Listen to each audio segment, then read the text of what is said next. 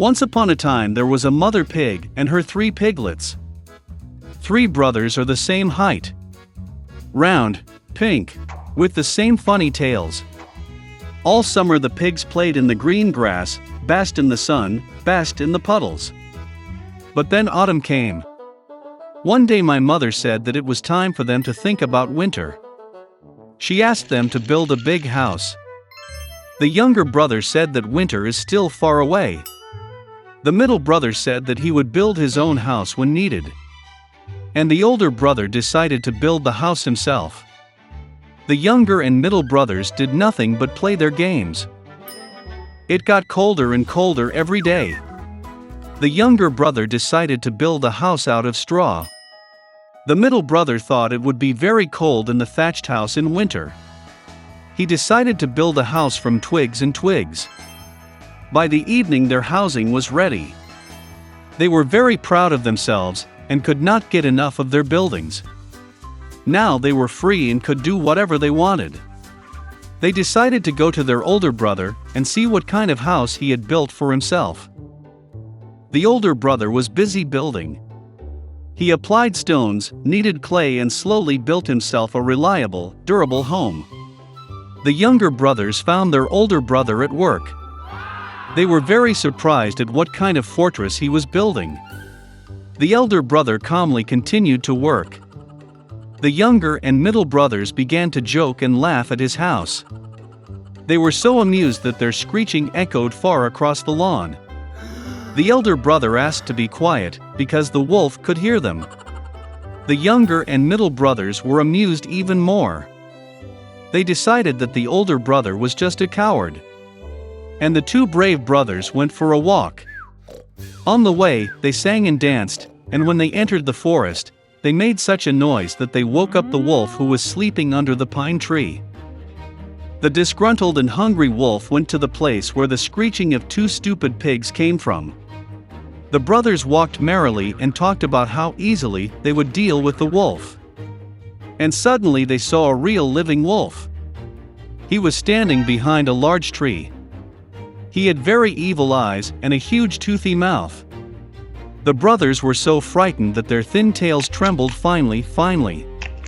The wolf prepared to jump. He snapped his teeth and blinked his right eye. The pigs suddenly came to their senses and, screeching across the forest, rushed to run away. Raising clouds of dust, they rushed each to his own house. The younger brother ran to his thatched hut and slammed the door in front of the wolf. The wolf growled and demanded to open the door. The younger brother, out of fear, could not utter a word. Then the wolf began to blow. The light roof instantly flew off the thatched hut. The wolf took a deep breath and blew a second time, and the thatch house flew in all directions. The wolf was delighted, snapped his teeth, and pounced on his younger brother. But the pig deftly dodged and ran. He ran to the house of the middle brother. The brothers managed to lock themselves up and looked at each other in dismay. The wolf got angry and began to blow. The house is slightly askew. The wolf blew a second, then a third, then a fourth time. But the house was still standing. The wolf took a deep breath and blew for the 5th time. The house shook and fell apart. Only one door stood for some time in the middle of the ruins. In horror, the piglets rushed to the house of their elder brother. The wolf ran after them. He was sure that this time the pigs would not run away from him. The piglets quickly rushed past the large apple tree without even hitting it. And the wolf did not have time to turn and hit the apple tree, which covered him with apples. One hard apple hit him between the eyes. A big bump jumped on the wolf's forehead. At this time, the younger and middle brothers managed to run into the house of the older brother and bolt the door. The wolf ran to the door, growled and demanded to open the door. The younger brothers were very scared and could not say anything in return. And the elder brother knew that he and his brothers had nothing to fear in a solid stone house. Then the wolf sucked in more air and blew as soon as he could. But no matter how much it blew, not a single stone moved. And then he looked up and noticed a large, wide chimney on the roof. He carefully climbed onto the roof and began to go down the pipe. The pigs heard a rustle. The elder brother immediately guessed what was the matter. He quickly rushed to the cauldron in which water was boiling and tore off the lid. The wolf went down the pipe and fell straight into the cauldron. His eyes widened to his forehead. The scalded wolf flew out with a wild roar and rushed into the forest. And the three little pigs looked after him and were glad that they had so cleverly taught the evil robber a lesson. From that time on, the brothers and their mother began to live together under one roof.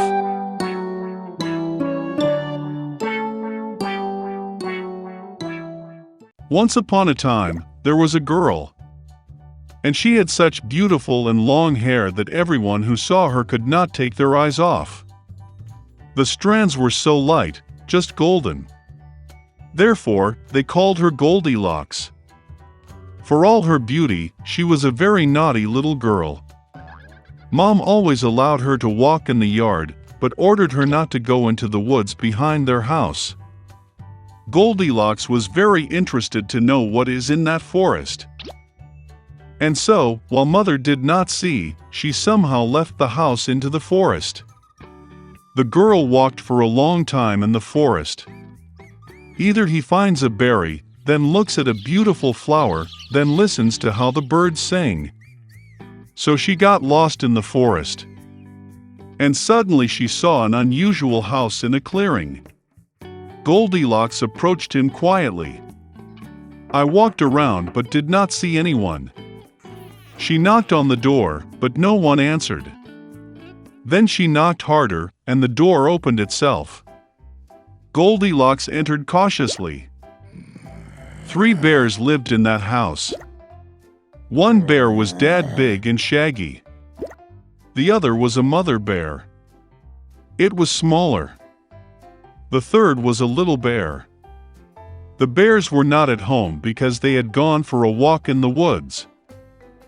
The girl entered the room and saw 3 bowls of porridge on the table. The first bowl, the biggest one, was the daddy bear. The second bowl, the smaller one, was the mother bear, and the third, the smallest, was the bear cub. Near each bowl lay a spoon, large, medium, and small. Goldilocks was so hungry that she first wanted to eat from a large bowl. She took the largest spoon, took the porridge, tasted it, but the porridge was too hot.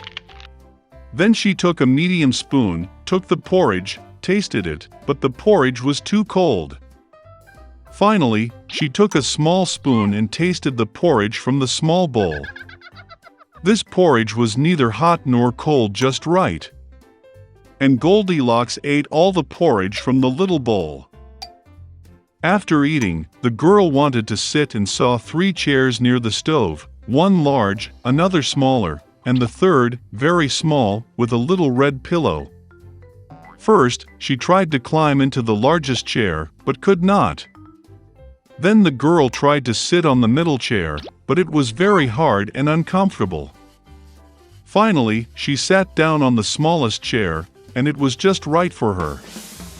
Goldilocks liked the chair so much that she began to swing on it. The chair cracked, broke, and she fell to the floor. The girl got up and went to another room. There were 3 beds, large, medium, and small. First, Goldilocks climbed onto the first bed, but it was too high and hard. I lay down on the middle one, it was too spacious and soft. The girl lay down on the third, smallest bed. She was just right for her. Goldilocks felt so comfortable and cozy that she quickly fell asleep. The girl was fast asleep when the bear family returned home. The bears got very hungry and immediately went to the table. Seeing his bowl, Papa Bear got really angry. Someone was eating my porridge, he growled. The bear mother also looked into her bowl and growled less loudly. Someone was eating from my bowl too. And the bear cub, seeing his empty bowl, cried loudly. Someone didn't just eat from my bowl, he ate all my porridge." The bear smelled something was wrong, left the table, and began to look around. Daddy Bear noticed that someone moved his chair and growled in a terrible voice, "Someone was sitting on my chair." The bear mother looked at her chair and complained, "Someone was sitting on my chair and moved it from its place." And then, the bear looked at his broken chair and again cried loudly, "Someone did not just sit on my chair, but broke it." All three bears went cautiously into the bedroom. "Someone was lying on my bed and crumpled it." Papa Bear roared in a terrible voice. "And someone was lying on my bed too and crumpled it," growled the mother bear. The teddy bear looked at his bed and cried again, "Someone was lying on my bed."